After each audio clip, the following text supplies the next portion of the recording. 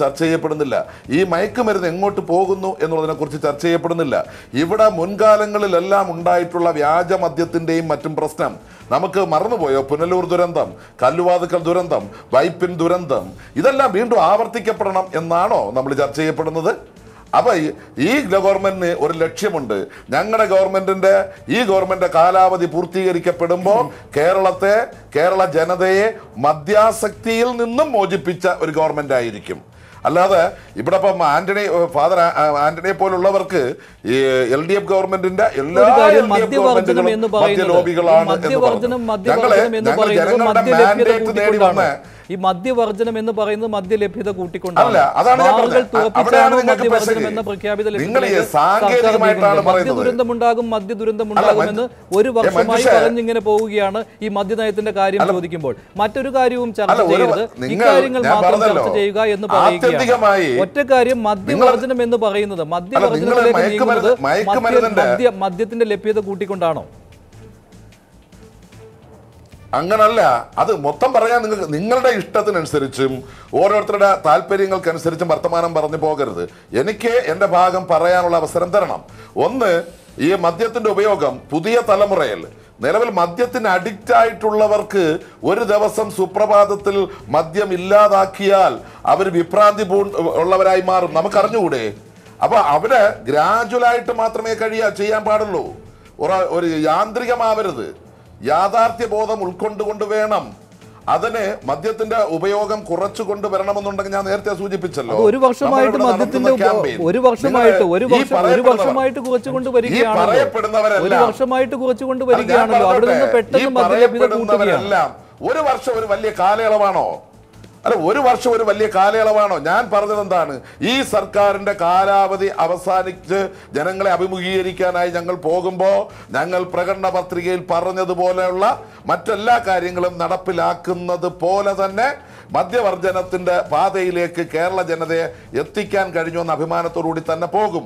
മയക്കുമരുന്നിൽ നിന്നും ഞങ്ങൾക്ക് ഒരു സംശയം കൂടി അത് താങ്കൾക്ക് പറയാൻ കഴിയുമോ? ഈ പൂട്ടിയ ബാറുകൾ തുറക്കുകയില്ല എന്ന് CPM general secretary Sitaram Yechury തെരഞ്ഞെടുപ്പ് പ്രചാരണ സമയത്ത് പറഞ്ഞതാണ്. ആ ഒരു പ്രഖ്യാപനം, ആ ഒരു വാക്ക് പാലിക്കുമോ? അതില് ഞാൻ പറഞ്ഞ മദ്യനയം പ്രഖ്യാപിക്കട്ടെ. നിങ്ങളുടെ മനോധർമ്മം അനുസരിച്ച് എന്തിനാണ് ചർച്ച ചെയ്യപ്പെടാൻ പോകുന്നത്? ഇപ്പൊ ഇന്ന് ക്രൈസ്തവ മേലധ്യക്ഷന്മാർ ബഹുമാനപ്പെട്ട മുഖ്യമന്ത്രിയെ കണ്ടു. മുഖ്യമന്ത്രിയെ കണ്ടതിന് ശേഷം അവരെന്താണ് പറഞ്ഞത്? ഞങ്ങൾക്ക് മുഖ്യമന്ത്രിയുമായിട്ടുള്ള കൂടിക്കാഴ്ചയിൽ ചർച്ചയിൽ പോസിറ്റീവായിട്ടാണ് പ്രതികരിച്ചത്. അതുപോലെ മുഖ്യമന്ത്രി വളരെ കൃത്യമായി പറഞ്ഞു, ഈ മതമേലധ്യക്ഷന്മാരുടെ ആശങ്കകൾ ഞങ്ങൾ ദൂരീകരിക്കും. കാരണം തെറ്റിദ്ധരിക്കപ്പെട്ടിട്ടുണ്ട്. ഇവിടെ കുറെ പേര് അങ്ങോട്ട് കൂടി അങ്ങോട്ട് ചർച്ച ചെയ്യും. നേരത്തെ ഈ ശ്രീ പ്രതാപൻ അവർ പറഞ്ഞെന്താ, ഞങ്ങളെ ഒരു ബാർ കൊടുത്തിട്ടില്ല എന്ന്. എപ്പോഴ് ഈ പറഞ്ഞ സുപ്രീം കോടതി ഉത്തരവിന്റെ അടിസ്ഥാനത്തിൽ വന്നവർക്ക് കൊടുത്തതിന്റെ പേരിൽ അവർക്ക് നടപടി എടുക്കേണ്ടി വന്നു. അത് വലിയ ചർച്ചയായതുകൊണ്ടാണ് ആ നടപടിയിലേക്ക് പോയത്. അതിനു മുമ്പ് കൊടുത്ത 89-21 കണക്കിനകത്ത് തൊടാത്തത് എന്തേ? അത് മനസ്സിലാക്കണം. ഞങ്ങൾ ഈ ജനങ്ങളുടെ മാൻഡേറ്റ് നേടി വന്നവർ ഞങ്ങൾക്ക് ആരുടെയും വക്താക്കൾ ഈ തെരഞ്ഞെടുപ്പിന് മുമ്പേ പറഞ്ഞു ഞങ്ങളെക്കുറിച്ച് ഈ മദ്യലോബിയുടെ വക്താക്കളെന്ന്. അത് പറഞ്ഞോളൂ. അത് അങ്ങനെ പറഞ്ഞ് മനസ്സിനൊരു സന്തോഷം ലഭിക്കുന്നെങ്കിൽ, ഒരു സംതൃപ്തി ലഭിക്കുന്നെങ്കിൽ, അവന്മാരെ ഞങ്ങൾ അങ്ങനെ ആക്ഷേപിച്ചു എന്നൊരു സംതൃപ്തി ലഭിക്കുന്നെങ്കിൽ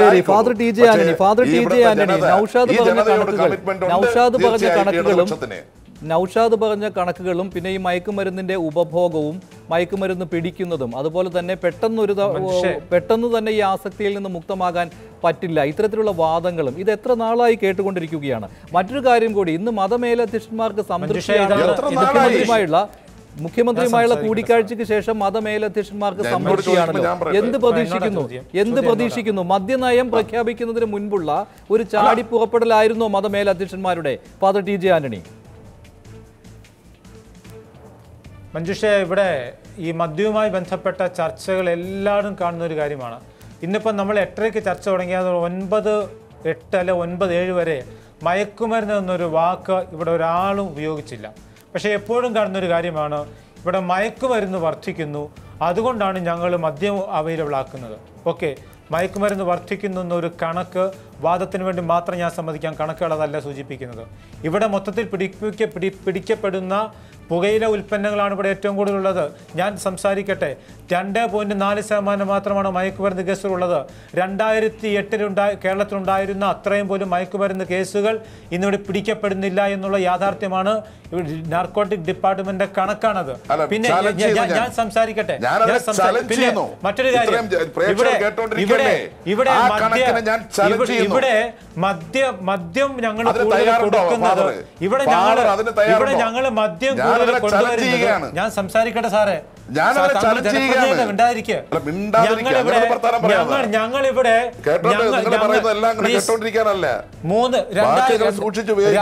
അവരവരുടെ സംസ്കാരത്തിന് യോജിച്ചത്. എന്റെ ചോദ്യത്തിന് ഉത്തരം ഞാൻ എന്റെ ചോദ്യത്തിന് ഉത്തരം പറഞ്ഞുകൊണ്ടിരിക്കുകയാണ്. സാറ് സംസാരിച്ച് ഒരു സമയത്ത് ഞാൻ ഇടപെട്ടില്ലല്ലോ, മൗനമായിട്ടിരുന്നു. എന്നോട് മഞ്ജുഷ് ചോദിച്ച ചോദ്യത്തിന് ഉത്തരം പറഞ്ഞുകൊണ്ടിരിക്കുന്നു. ഒരാൾ സംസാരിക്കുമ്പോൾ ഇടയ്ക്ക് മാന്യത അങ്ങോട്ടും ഇങ്ങോട്ടും കൊടുത്തു തന്നെ വാങ്ങേണ്ടത്. ഞാൻ പറയുന്നത്, ഇവിടെ മയക്കുമരുന്ന് കൂടുന്നത് കൊണ്ട് അതിനെ തടയാനുള്ള വഴിയാണോ മദ്യം കൊണ്ടുവരുന്നത്? മയക്കുമരുന്ന് ഇവിടെ നിരോധിച്ച ഒരു വസ്തുവാണ്. നിരോധിച്ച ഒരു വസ്തു ഈ നാട്ടിൽ കൂടുന്നു എന്ന് പറയുന്നെങ്കിൽ ഇത് തടയാൻ ഈ കേരളം ഭരിക്കുന്ന സംസ്ഥാന സർക്കാരിന്റെ പോലീസിനോ സംവിധാനങ്ങൾക്കോ കഴിവില്ല എന്ന് പറയുന്ന ഒരു ബാലിശമായ വാദമല്ലേ? അല്ല, ഇത് ചുരുക്കുന്നത് മതമേലധ്യക്ഷന്മാർക്ക് സംതൃപ്തിയാണല്ലോ ഇന്ന് മുഖ്യമന്ത്രിയുമായുള്ള ചർച്ചയ്ക്ക് ശേഷം ഈ മദ്യനയത്തിന് മുൻപുള്ള ഒരു ചാടി പുറപ്പെടലായോ മതമേലധ്യക്ഷന്മാരുടേത്? മതമേലധ്യക്ഷന്മാർ ഒരിക്കലും ചാടി പുറപ്പെടലല്ല. മിനിങ്ങാന്ന് മന്ത്രിസഭാ തീരുമാനത്തിന്റെ ഭാഗമായി ഓർഡിനൻസ് പുറത്തിറക്കാൻ വരുന്നു. അതായത് പഞ്ചായത്തിന്റെ NOC വേണ്ട. ബഹുമാനപ്പെട്ട കേരള ഗവർണർ അതിൽ ഒപ്പിടുന്നതിന് മുൻപ് തന്നെ അദ്ദേഹത്തെ കണ്ട് ഇതിന്റെ ഗൗരവം ധരിപ്പിക്കണമെന്ന ഒരു സതുദ്ദേശം മാത്രമേ ഞങ്ങൾക്കുണ്ടായിരുന്നുള്ളൂ. ഒരുപക്ഷെ ഞാൻ നേരത്തെ സൂചിപ്പിച്ചതുപോലെ കേരള ചരിത്രത്തിൽ ഒരു സൂപ്പർ ഫാസ്റ്റ് ഓർഡിനൻസ് ആയിട്ട് ഇത് ഒറ്റ രാത്രി കൊണ്ട് ഒപ്പിട്ട് മാറ്റുകയാണ് മതമേലധ്യക്ഷന്മാരുടെ വരവ് മുൻകൂട്ടി കണ്ടറിഞ്ഞുകൊണ്ട് തന്നെ. പക്ഷെ തീർച്ചയായിട്ടും മുഖ്യമന്ത്രിയെ കണ്ടു, എന്താണ് സംസാരിച്ചത് ഞങ്ങൾക്ക് അറിഞ്ഞുകൂടാ, ഞാൻ ആ ടീമിലില്ലായിരുന്നു. പക്ഷേ മദ്യനയം വരട്ടെ. നേരത്തെ ബഹുമാനപ്പെട്ട MLA ശ്രീ നൗഷാദ് പറഞ്ഞ പോലെ മദ്യനയം വരട്ടെ. ഞങ്ങൾക്കിനി 4 വർഷമുണ്ടല്ലോ.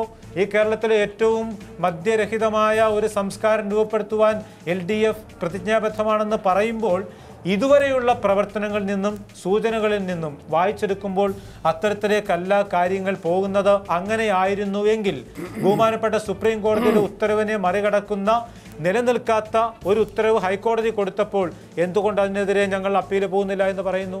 2014 ഇവിടെ ഉണ്ടായിരുന്നത് ദേശീയപാതയല്ല എന്ന് പറയുന്നു.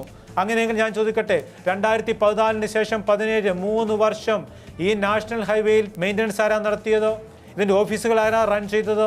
ഉദ്യോഗസ്ഥർക്കാരെ ശമ്പളം കൊടുത്തത് കേന്ദ്ര സർക്കാരാണോ കേരള സർക്കാരാണോ? ഉത്തരം ഇടപെടുകയാണ് നൗഷാദ്. 22 ചില്ലറ മദ്യ വിൽപ്പനശാലകൾ, ബിവറേജസ് ഔട്ട്ലെറ്റും കൺസ്യൂമർ ഫെഡ് ഔട്ട്ലെറ്റും 22 അല്ലല്ല ഞാൻ ഒന്ന് ഇടപെട്ടോടെ അല്ലല്ല ഒന്ന് ഇടപെടുകയാണ് ഫാദർ ഒന്ന് ഇടപെടുകയാണ് ശ്രീ എം നൗഷാദ്. 22 മദ്യശാലകൾ, ബിവറേജസ് ഔട്ട്ലെറ്റുകൾ, കൺസ്യൂമർ ഫെഡിന്റെയും ഉണ്ട് അക്കൂട്ടത്തിൽ.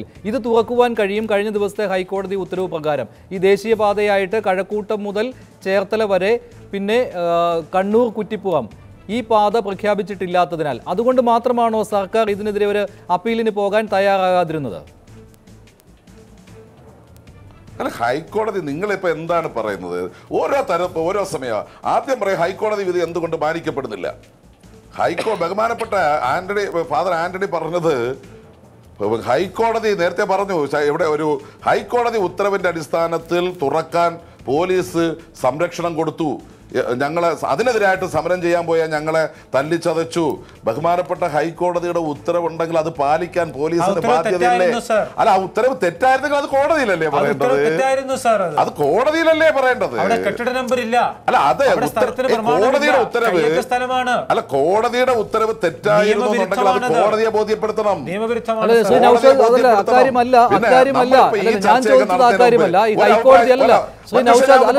അതല്ല കഴിഞ്ഞ ദിവസം ഹൈക്കോടതിയുടെ ഉത്തരവുണ്ടായിരുന്നുവല്ലോ. അതിൽ 22 ചില്ലറ മദ്യ വിൽപ്പനശാലകൾ സർക്കാരിന്റെയും അതായത് ബിവറേജസ് ഔട്ട്ലെറ്റുകളും തുറക്കുവാനുള്ള അവസരം കിട്ടുകയാണ്. അതുകൊണ്ടാണോ സർക്കാർ അപ്പീൽ പോകേണ്ട എന്ന്? ഈ ദേശീയപാത അല്ല എന്ന പ്രഖ്യാപനം വന്നപ്പോൾ അത് ചൂണ്ടിക്കാണിച്ചുകൊണ്ടാണല്ലോ ഹൈക്കോടതി ഇങ്ങനെ അനുമതി കൊടുത്തത്. ബിവറേജസ് ഔട്ട്ലെറ്റുകളും അതോടൊപ്പം തന്നെ ബിയർ ആൻഡ് വൈൻ പാർലറുകളും തുറക്കുവാനായിട്ട് അതിനെതിരെ അപ്പീൽ പോകാത്തത് അതുകൊണ്ട് മാത്രമാണോ? ഇവിടെ ബിവറേജ് ഔട്ട്ലെറ്റുകളും തുറക്കുവാൻ അവസരം കിട്ടിയത് കൊണ്ട്?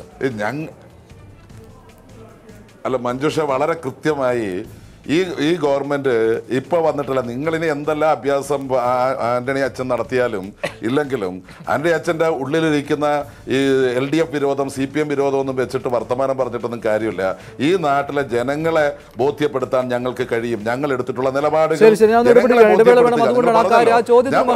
അതുകൊണ്ടാണ് ഞാൻ ഇടപെടുകയാണ്. ഇപ്പോൾ ഒരു ഇടവേള വേണം. ഇടവേളയ്ക്ക് ശേഷം ചർച്ച ചെയ്യുന്നത് മദ്യനയം LDF തിരുത്താൻ ഒരുങ്ങുമ്പോൾ UDF-ൽ പൊള്ളുന്നത് സുധീരന് മാത്രമാണോ? ഇടവേളയ്ക്ക് ശേഷം.